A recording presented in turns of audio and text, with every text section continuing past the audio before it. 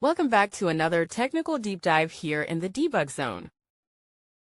Today we're tackling a big question and breaking it down with us from other users. Hopefully this clears up some misconceptions and helps you get the answer you need. So buckle up, stay a little curious, and let's jump right in.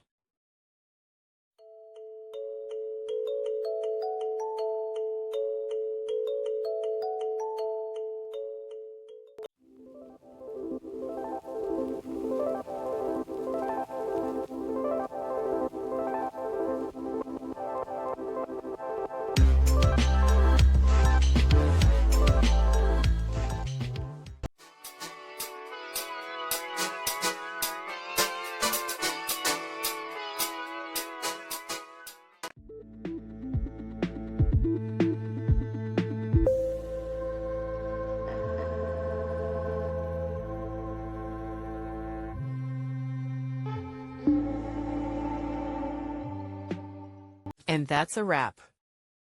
I hope you found the answer you were looking for. If you did, take a second to hit that subscribe button. It really helps out. And let me know in the comments which solution worked best for you. See you next time in the debug zone.